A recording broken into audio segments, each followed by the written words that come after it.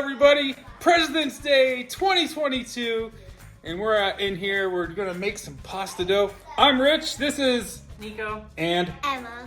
And we are Our Little Homestead.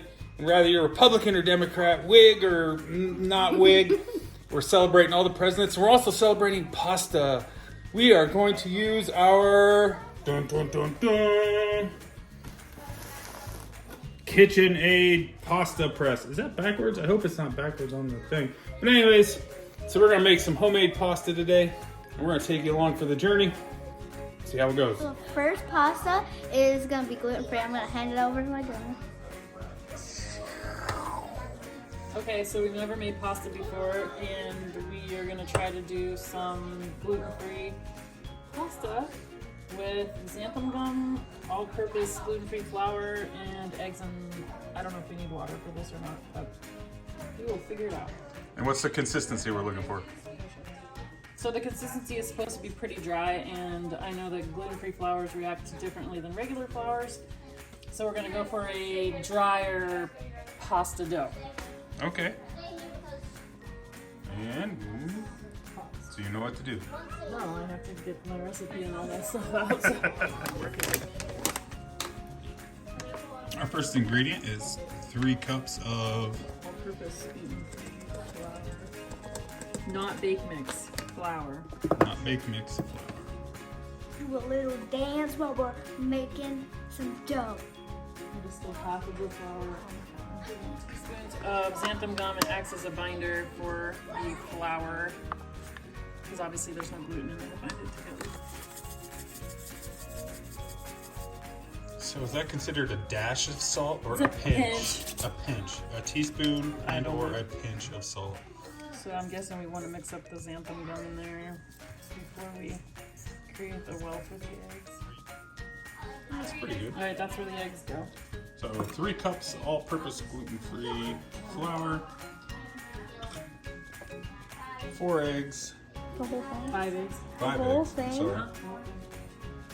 Ooh, yeah, those are our homegrown eggs. Yummy.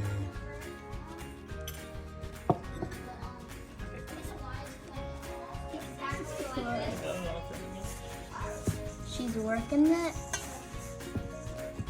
It should be kind of dry and crumbly, which it is. I like the way you work it. Yo diggity. No doubt.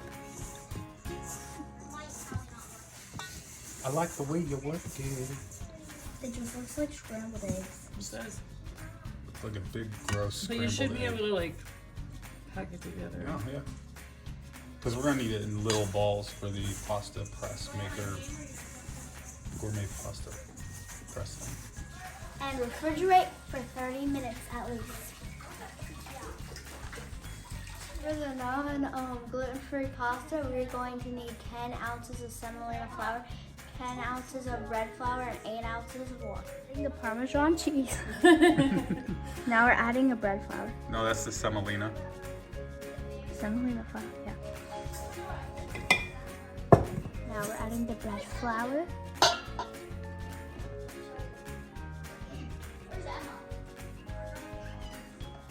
Now what are you adding?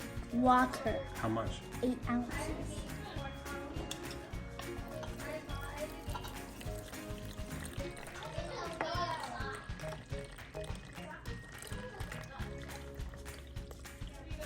We're almost doing it. And a pinch of salt.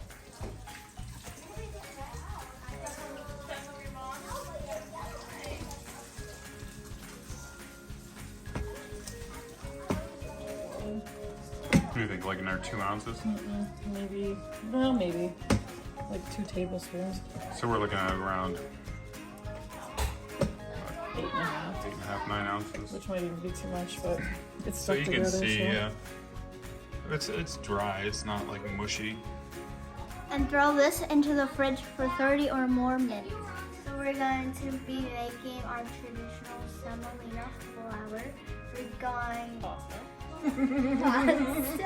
We're gonna need 20 ounces of semolina flour and 8 ounces of water.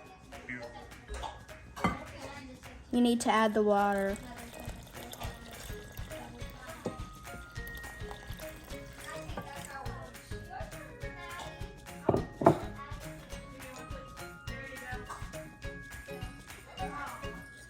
It reminds me of couscous. The semolina. Or cornmeal. It totally looks like cauliflower. It's crumbly, Feels but nice. It's warm. It looks like Play-Doh. It stays together, but it is crumbly. I think we're making Play-Doh. Wait Play-Doh till we use the tastes pasta. salty though, so like How do you know what Play-Doh tastes like? I tried it before. What color? Purple. Not purple. Ew! This is so warm and moist. So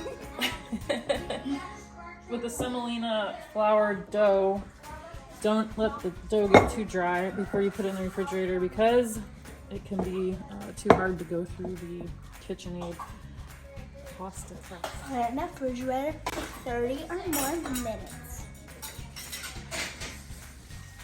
Yeah, they said it only fits in there one way, so I guess we'll see. Huh? Oops.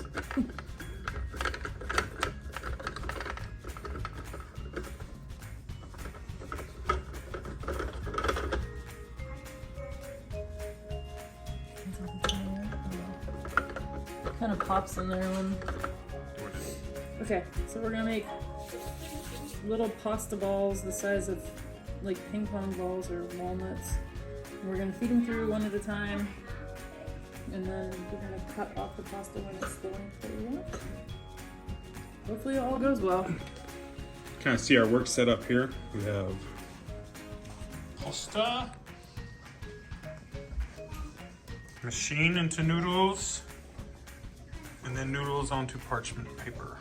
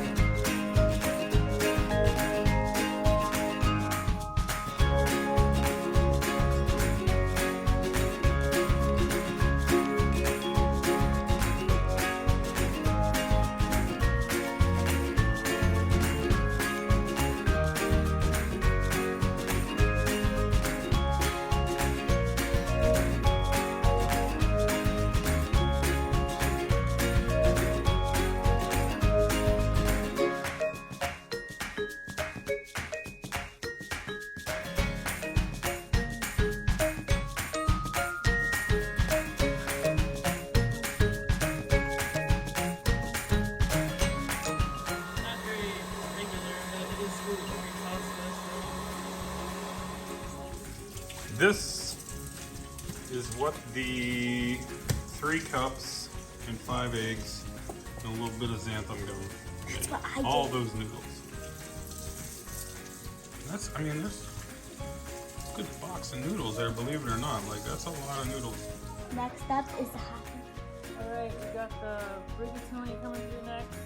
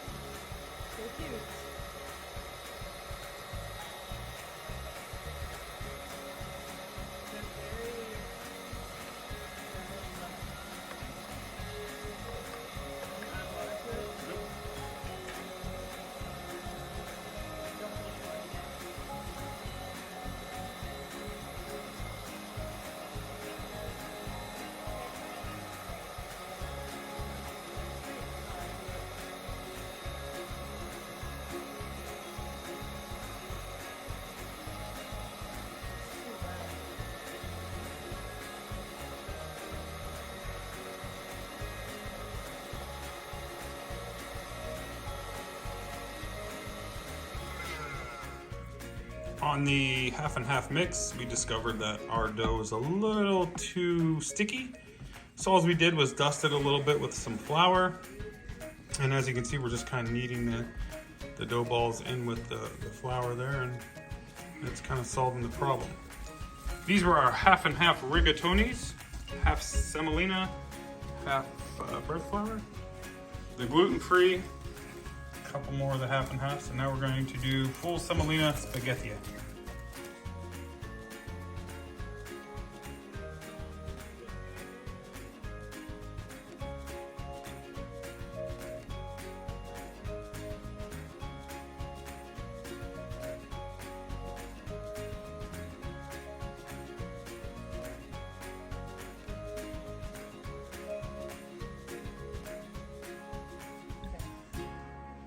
So this is all of our awesome pasta. Look at it all.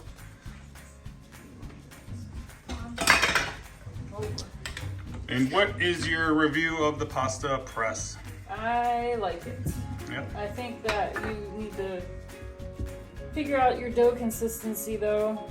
It has to be kind of squishy and hold together, and then when you're making your dough balls, I think just press them into flour and add a little more flour to dry them out. They came out perfect. So I don't know.